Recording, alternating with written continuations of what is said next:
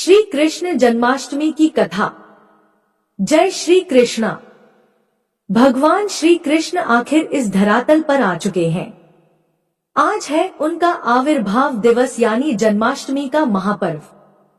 आप सबको इस अत्यंत मंगलमय जन्माष्टमी पर्व की बहुत सारी शुभकामनाएं।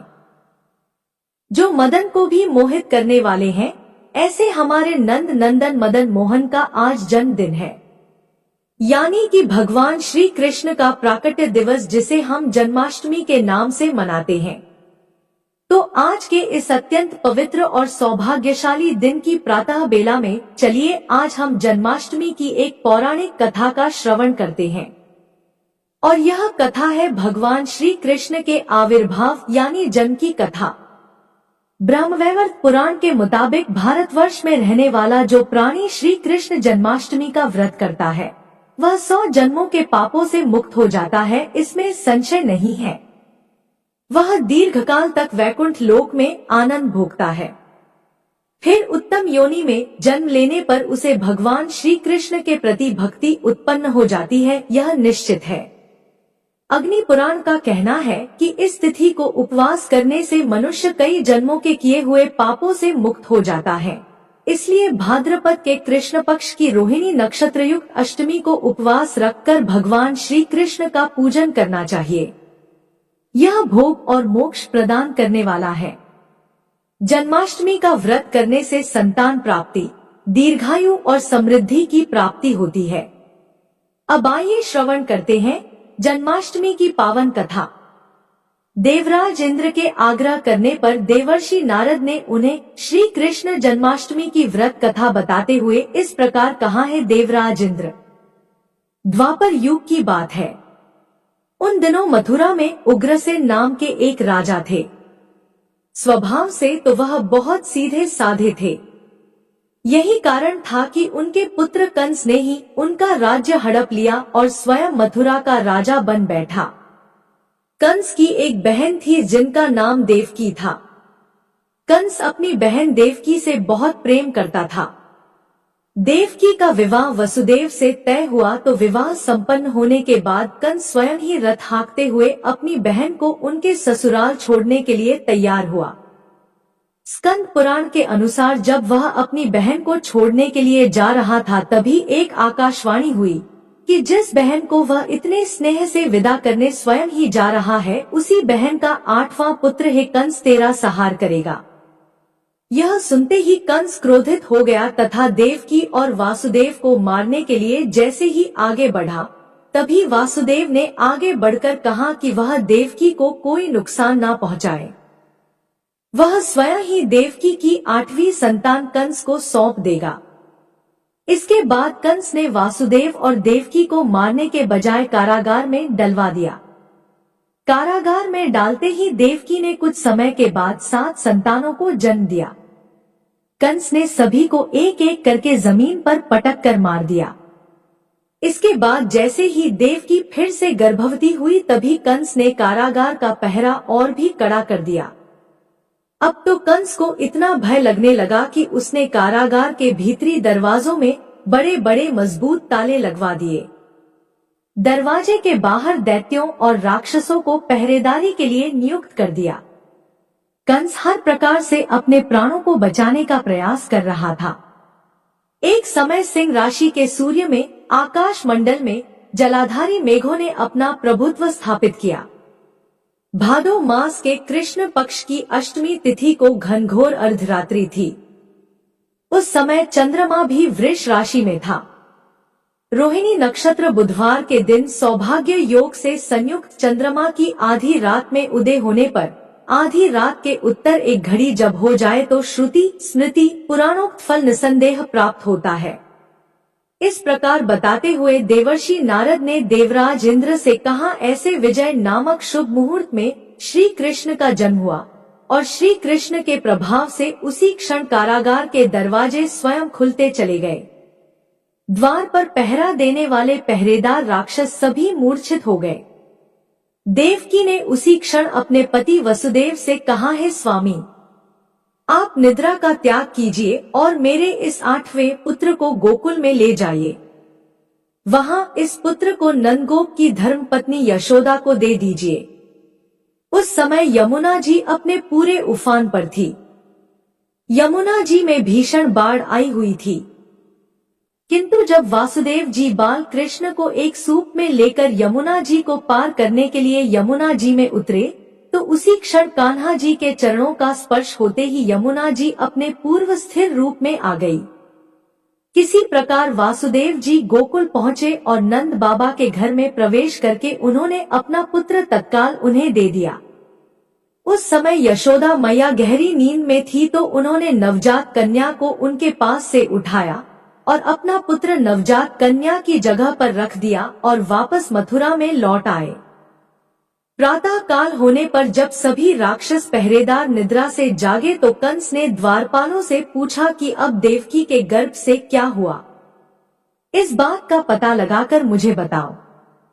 द्वारपालों ने कंस की आज्ञा को मानते हुए जब कारागार में जाकर देखा, तो वहां देवकी की गोद में कन्या थी, जिसे देखकर द्वारपालों ने तुरंत कंस को बताया।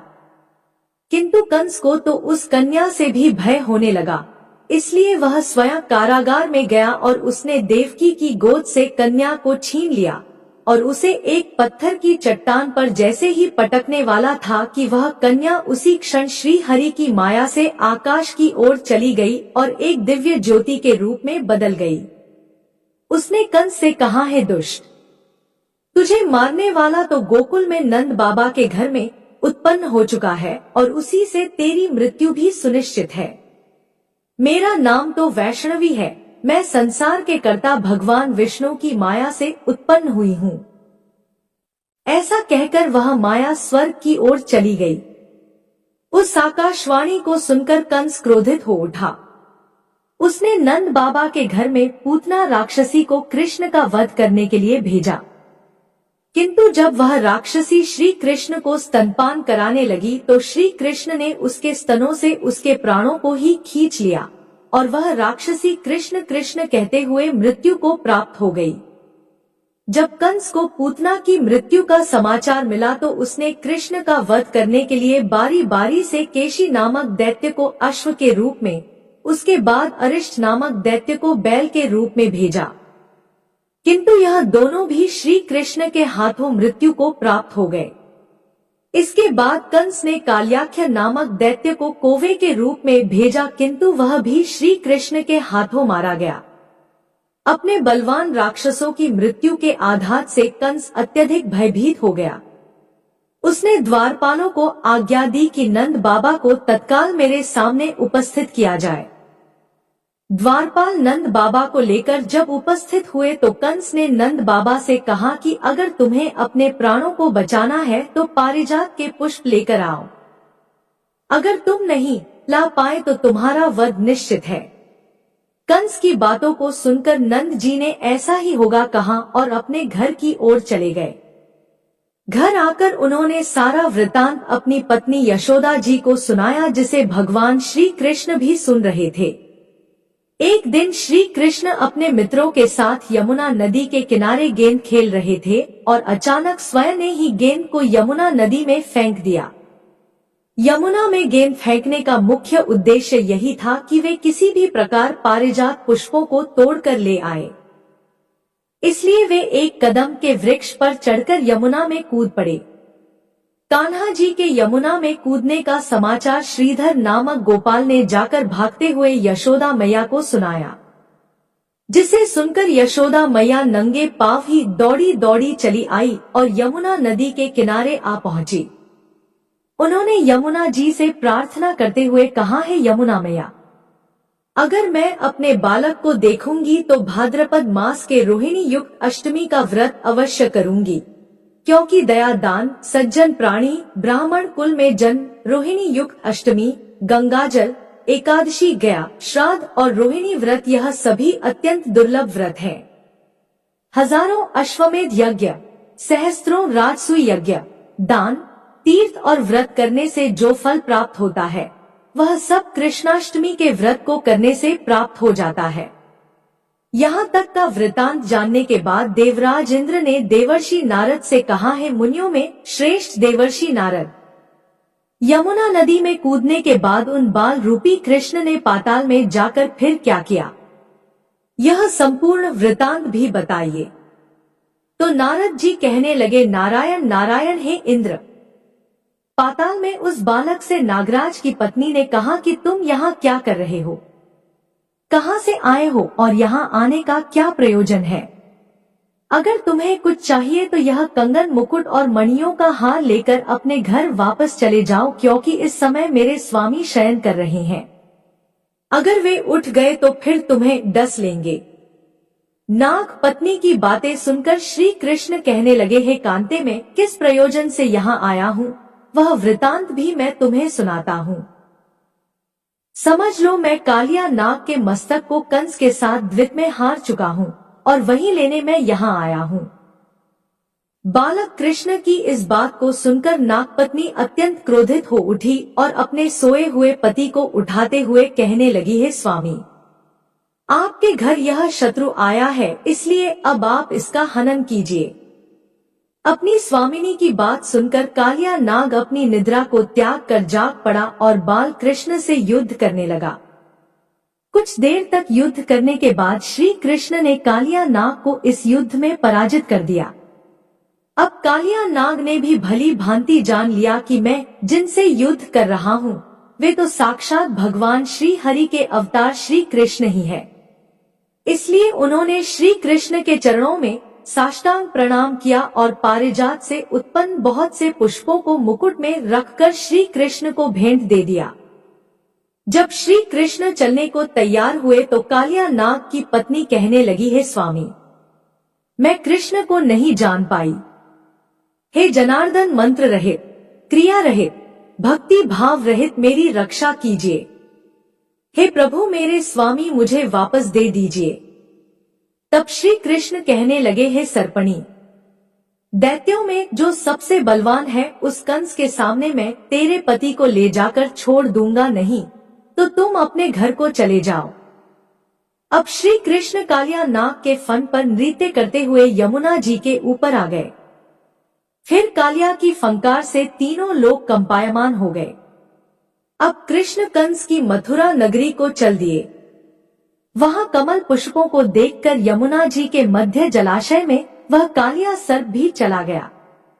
इधर कंस भी हैरान हो गया और श्री कृष्ण प्रसन्न होकर गोकुल वापस लौट आए। उनके गोकुल वापस लौट कर आने पर उनकी मैया यशोदा ने तरह तरह के उत्सव किए।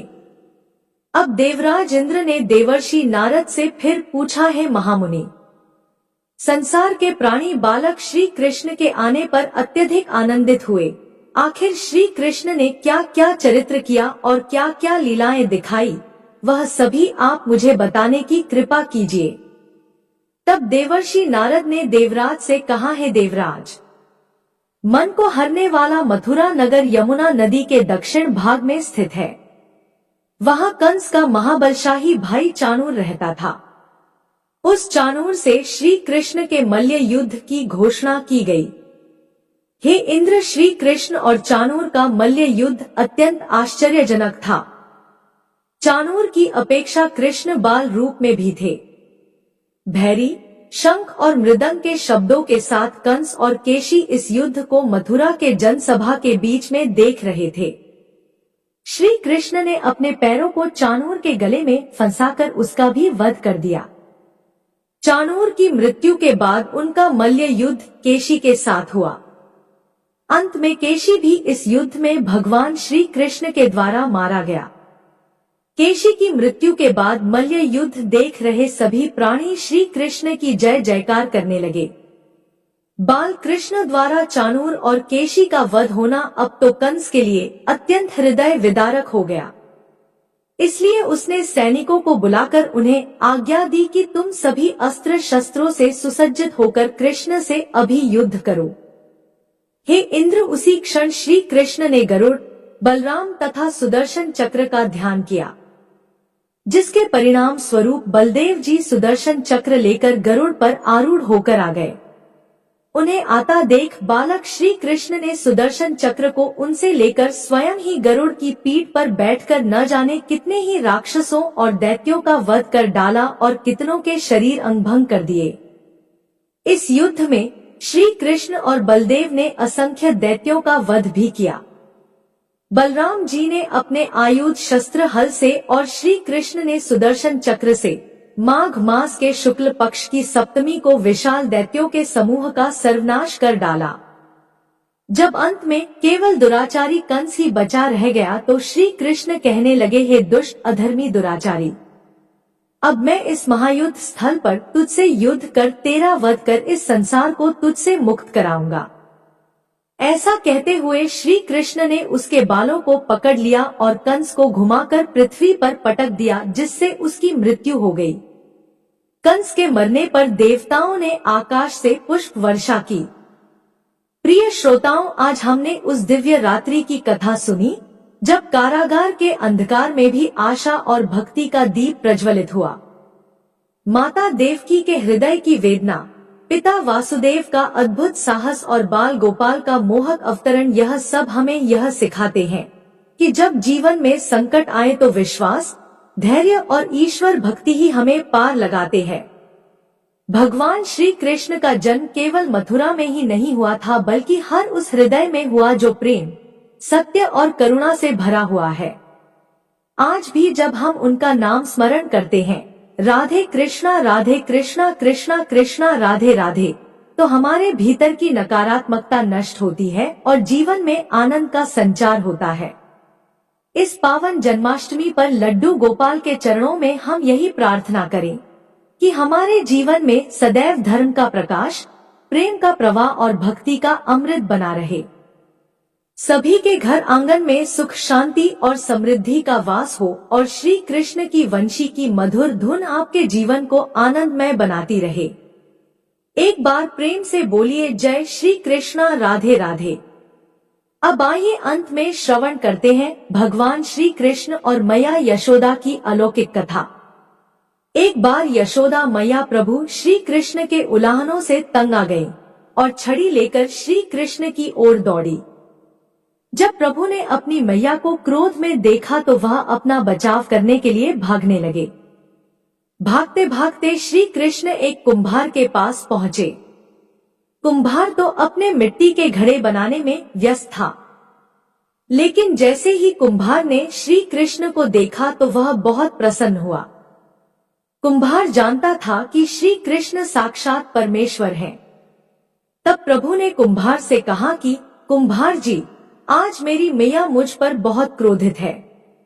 मैया छड़ी लेकर मेरे पीछे आ रही है। भैया, मुझे कहीं छुपा लो। तब कुम्हार ने श्री कृष्ण को एक बड़े से मटके के नीचे छिपा दिया। कुछ ही क्षणों में मैया यशोदा भी वहां आ गई और कुम्हार से पूछने लगी, क्यों रे कुम्हार, तूने मेरे कन्हैया को कहीं देखा है क्या? कुम्हार ने कह दिया, नहीं मैया, मैंने कन्हैया को नहीं देखा। श्री कृष्ण ये सब बातें बड़े से घड़े के नीचे छुपकर सुन रहे थे। मैया तो वहां से चली गई। अब प्रभु श्री कृष्ण कुम्हार से कहते हैं, कुम्हार जी, यदि मैया चली गई हो तो मुझे इस घड़े से बाहर निकालो। कुम्हार बोला, ऐसे नहीं प्रभु जी, पहले मुझे 84 लाख यानियों के बंधन से मुक्त करने का वचन दो। भगवान मुस्कुराए और कहा, ठीक है, मैं तुम्हें 84 लाख योनियों से मुक्त करने का वचन देता हूँ। अब तो मुझे बाहर निकाल दो। कुम्हार कहने लगा, मुझे अकेले नहीं प्रभु जी, मेरे परिवार के सभी लोगों को भी 84 लाख योनियों के बंधन से मुक्त करने का वचन दोगे तो मैं आपको इस घड़े से बाहर निकालूंगा। प्रभु जी कहते हैं, चलो ठीक है, उनको भी 84 लाख योनियों के बंधन से मुक्त होने का मैं वचन देता हूँ। अब तो मुझे घड़े से बाहर निकाल दो। अब कुम्हार कहता है, बस प्रभु जी, एक विनती और है, उसे भी पूरा करने का वचन दे दो तो मैं आपको घड़े से बाहर निकाल दूंगा। भगवान बोले, वो भी बता दे, क्या कहना चाहते हो? कुम्हार कहने लगा, प्रभु जी, जिस घड़े के नीचे आप छुपे हो उसकी मिट्टी मेरे बैलों के ऊपर लाद के लाई गई है।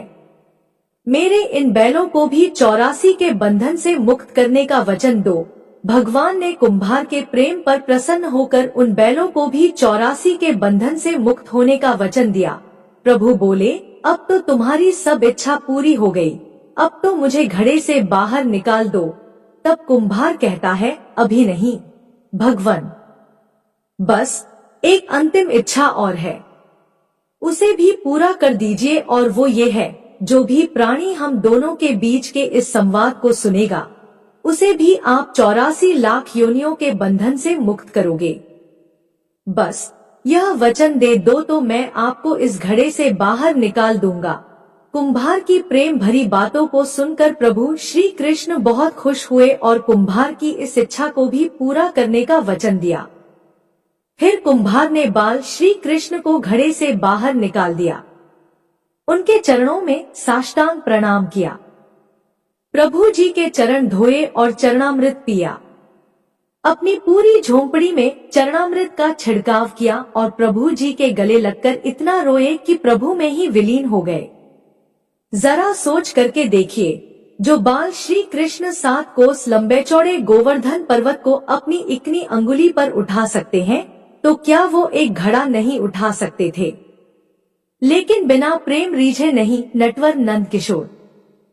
कोई कितने भी यज्ञ करे, अनुष्ठान करे, कितना भी दान करे, चाहे कितनी भी भक्ति करे, लेकिन जब तक मन में प्राणी मात्र के लिए प्रेम नहीं होगा, प्रभु श्री कृष्ण मिल नहीं सकते। जय जय श्री राधे कृष्णा।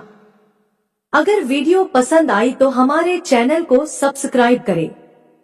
धन्यवाद।